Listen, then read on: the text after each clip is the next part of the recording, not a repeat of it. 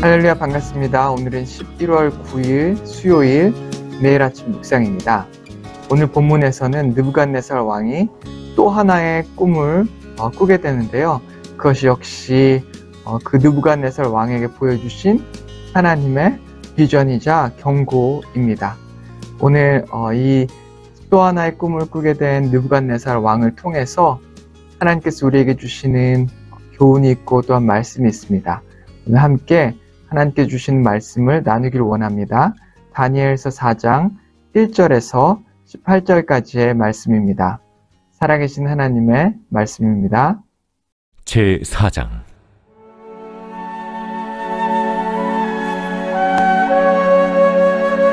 느부갓네살 왕은 천하에 거주하는 모든 백성들과 나라들과 각 언어를 말하는 자들에게 조서를 내리노라. 원하노니 너희에게 큰 평강이 있을지어다. 지극히 높으신 하나님이 내게 행하신 이적과 놀라운 일을 내가 알게 하기를 즐겨하노라. 참으로 크도다 그의 이적이여, 참으로 능하도다 그의 놀라운 일이여. 그의 나라는 영원한 나라여, 그의 통치는 대대에 이르리로다. 나 느부갓네살이 내 집에 편히 있으며 내 궁에서 평강할 때 한 꿈을 꾸고 그로 말미암아 두려워하였으니 곧 내 침상에서 생각하는 것과 머릿속으로 받은 환상으로 말미암아 번민하였었노라. 이러므로 내가 명령을 내려 바벨론의 모든 지혜자들을 내 앞으로 불러다가 그 꿈의 해석을 내게 알게 하라 하였더라. 그때 박수와 술객과 갈대아 술사와 점쟁이가 들어왔으므로 내가 그 꿈을 그들에게 말하였으나 그들이 그 해석을 내게 알려주지 못하였느니라. 그 후에 다니엘이 내 앞에 들어왔으니 그는 내 신의 이름을 따라 벨드사살이라 이름한 자요, 그의 안에는 거룩한 신들의 영이 있는 자라. 내가 그에게 꿈을 말하여 이르되, 박수장 벨드사살아, 내 안에는 거룩한 신들의 영이 있은즉 어떤 은밀한 것이라도 내게는 어려울 것이 없는 줄을 내가 아노니 내 꿈에 본 환상의 해석을 내게 말하라. 내가 침상에서 나의 머릿속으로 받은 환상이 이러하니라. 내가 본즉 땅의 중앙에 한 나무가 있는 것을 보았는데 높이가 높더니 그 나무가 자라서 견고하여지고 그 높이는 하늘에 닿았으니 그 모양이 땅 끝에서도 보이겠고 그 잎사귀는 아름답고 그 열매는 많아서 만민의 먹을 것이 될 만하고 들짐승이 그 그늘에 있으며 공중에 나는 새는 그 가지에 깃들이고 육체를 가진 모든 것이 거기에서 먹을 것을 얻더라. 내가 침상에서 머릿속으로 받은 환상 가운데 또 본즉 한 순찰자, 한 거룩한 자가 하늘에서 내려왔는데 그가 소리질러 이처럼 이르기를, 그 나무를 베고 그 가지를 자르고 그 잎사귀를 떨고 그 열매를 해치고 짐승들을 그 아래에서 떠나게 하고 새들을 그 가지에서 쫓아내라. 그러나 그 뿌리의 그루터기를 땅에 남겨두고 쇠와 노줄로 동이고 그것을 들풀 가운데에 두어라. 그것이 하늘 이슬에 젖고 땅의 풀 가운데에서 짐승과 더불어 제 몫을 얻으리라. 또 그 마음은 변하여 사람의 마음 같지 아니하며 짐승의 마음을 받아 7대를 지내리라. 이는 순찰자들의 명령대로요 거룩한 자들의 말대로이니 지극히 높으신 이가 사람의 나라를 다스리시며 자기의 뜻대로 그것을 누구에게든지 주시며 또 지극히 천한 자를 그 위에 세우시는 줄을 사람들이 알게 하려 함이라. 나 느부갓네살 왕이 이 꿈을 꾸었나니 너 벨드사살아, 그 해석을 밝히 말하라. 내 나라 모든 지혜자가 능히 내게 그 해석을 알게 하지 못하였으나 오직 너는 능히 하리니 이는 거룩한 신들의 영이 네 안에 있음이라. 여러분, 우리가 신앙을 가지고 예수님을 따라가는 삶을 살다 보면 여러 가지 일들을 겪습니다. 여러 가지 문제들을 만나기도 하죠. 그런데 이 문제들을 살펴보면 외부적으로부터 오는 문제들은 결국에는 하나님께 주시는 능력과 그리고 하나님께서 우리를 구원하시는 하나님의 손을 경험함으로 그런 문제들을 결국에는 다 해결하는 것을 발견할 때가 참 많이 있어요. 우리 크리스천들에게 큰 상처를 남기는 것을 보면 우리의 신앙의 상처를 남기고, 그리고 우리의 마음의 상처를 남기고, 우리의 공동체, 믿음의 공동체, 교회의 공동체와 가정의 공동체에 상처를 남기는 것은 외부적인 문제보다 내부적인 문제에서부터 비롯되는 것을 우리는 발견할 수 있습니다.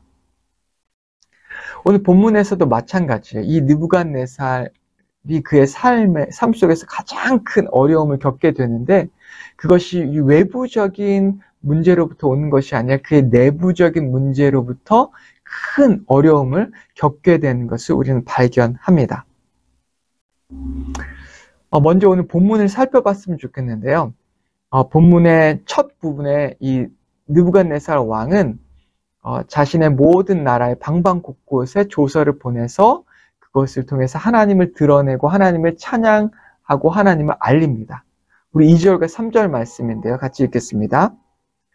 지극히 높으신 하나님이 내게 행하신 이적과 놀라운 일을 내가 알게 하기를 즐겨하노라.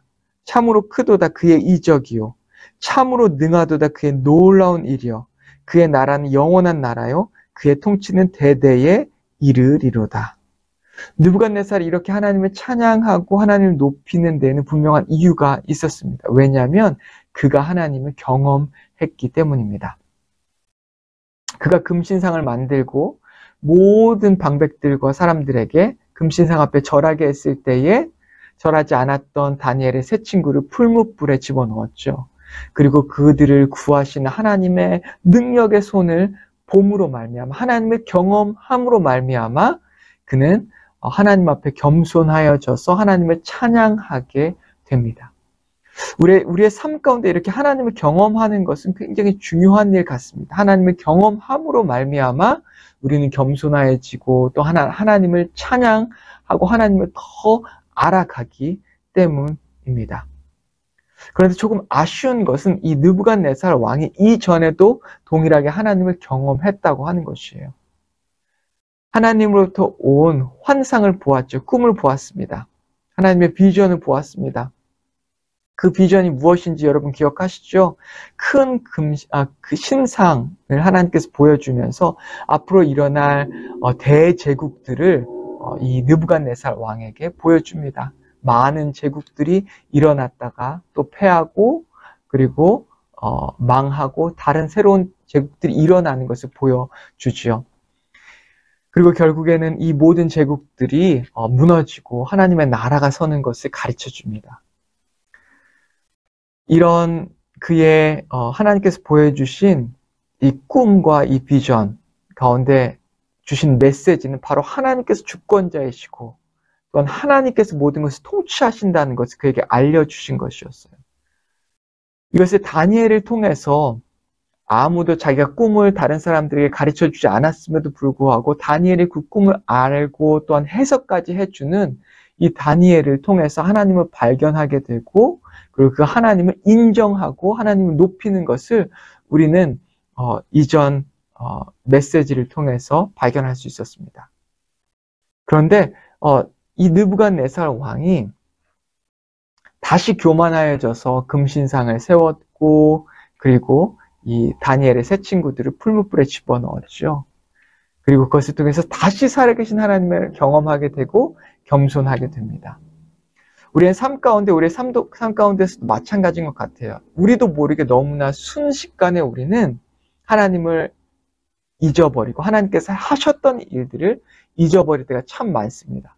그리고 나도 모르게 다시 교만해지는 것이죠. 오늘 본문은 다시 교만해진 느부갓네살 왕을 보여주고 있습니다. 그것을 4절에서 발견할 수 있는데요. 4절 말씀을 함께 읽겠습니다. 나 느부갓네살이 내 집에 편히 있으며 내 궁에서 평당할 때에. 이 느부갓네살의 임기 초기에는 그가 굉장히 바빴습니다. 정복 전쟁으로 인해서 바쁜 삶을 살았는데 그 이후에 그의 임기 후반기, 하반기 때에는 이미 나라가 태평성대했고 많은 나라들을 정복했기에 그리고 이 바벨론이 굉장히 부강하고 부유했던 나라였기에 그는 굉장히 편안하고 느긋한 삶을 살 수 있었습니다. 오늘 4절에는 그것을 보여주고 있어요. 내 집에 편히 있으며, 원어를 살펴보면 매우 편안하고 느긋했다라고 하는 것을 말하고 있습니다. 그리고 또한 그가 평강할 때에라고 하는 이 단어를 쓰고 있는데요. 4절에 보면 이 평강이라고 하는 단어는 그가 하나님으로부터 성령으로부터 얻는 평강이 아니라 나라가 태평성대함으로 말미암아 발전하고 번영함으로 말미암아 그가 그곳으로부터 평강을 찾았다는 것을 말해주고 있습니다. 즉, 이 느부갓네살이 평강할 수 있었던 것은 나라가 발전하고 그리고 부강해지고 번영했기에 그가 평강하고 또한 태평성대의 세월을 호화스러운 왕궁에서 보냈다는 것을 보여주고 있는 것이죠.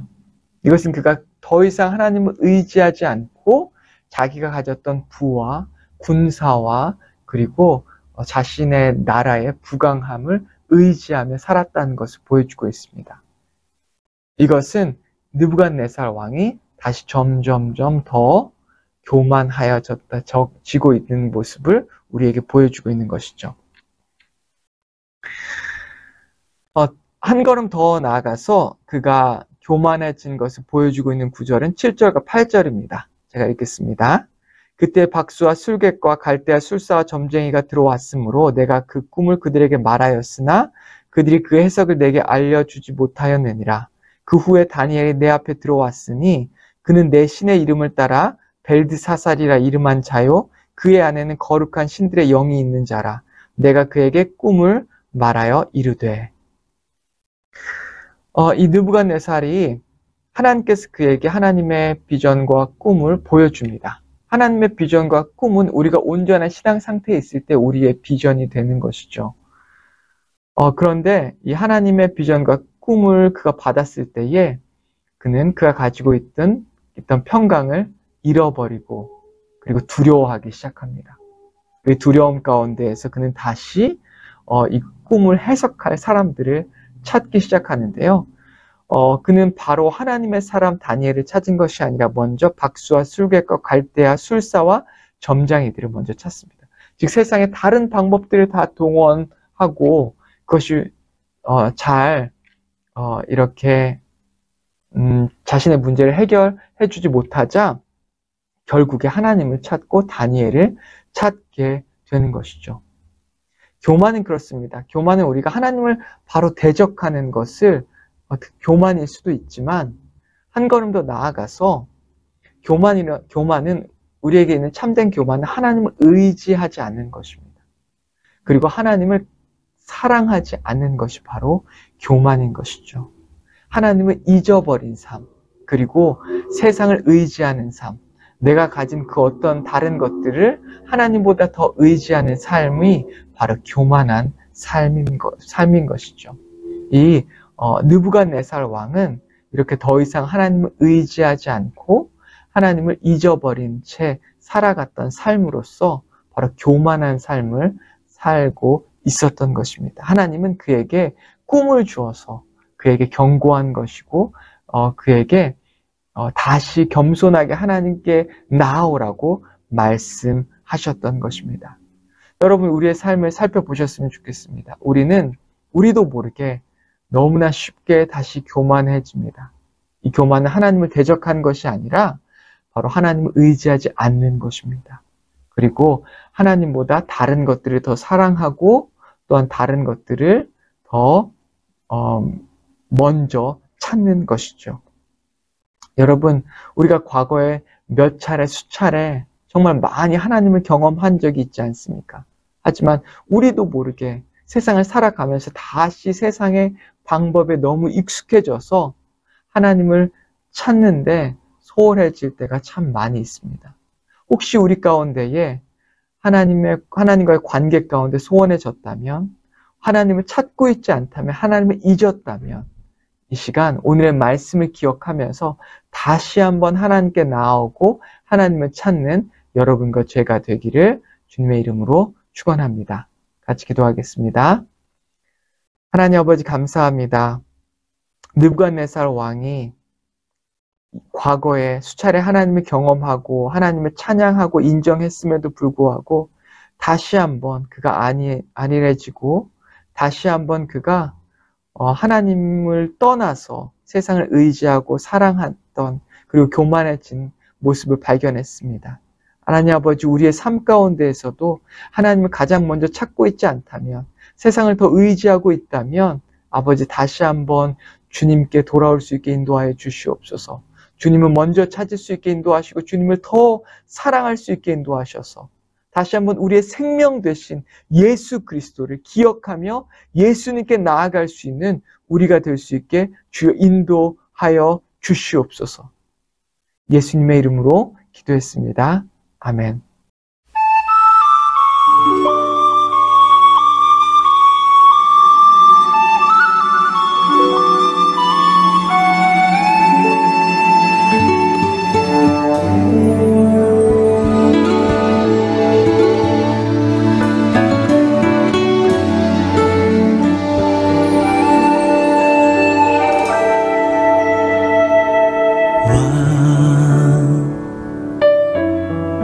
겸손의 왕 평범한 목수의 아들 주 종으로 오신 죄인은 섬기신 창조주 주의 손 거친 몫이 찔렀고 주의 발 갈보리 오르셨네. 모든 것 내어주신 주님 우리의 발을 씻겼네. 주가 싫어 거역한 우릴 위해 고통당했네. 무엇을 위한 사랑인지 무엇을 바란 희생인지 당신은 사랑의 눈먼 주님.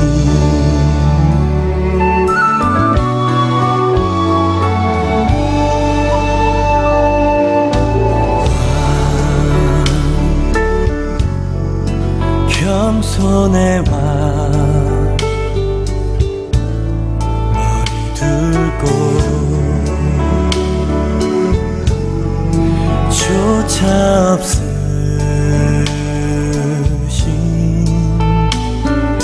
주 종으로 오신 그 겸손 날 기원하네.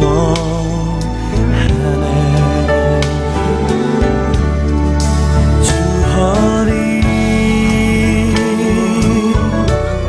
거절의 창이 찔렀고 주 음성 왜 날 버리셨나요?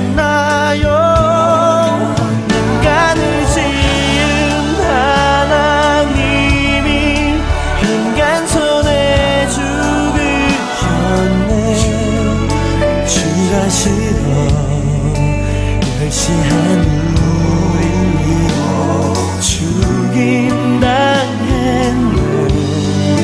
무엇을 위한 사랑인지 무엇을 바란 희생인지 당신은 사랑의 눈먼 주님.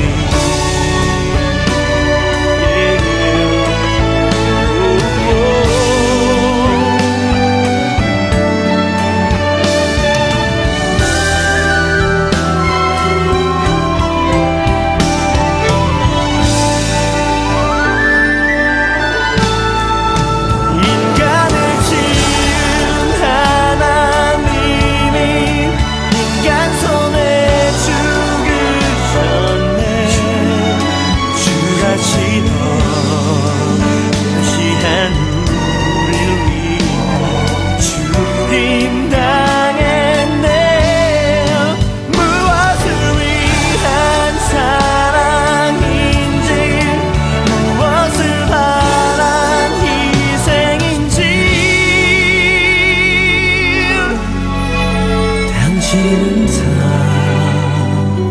사랑해. 당신은 나에게 당신을 사랑해.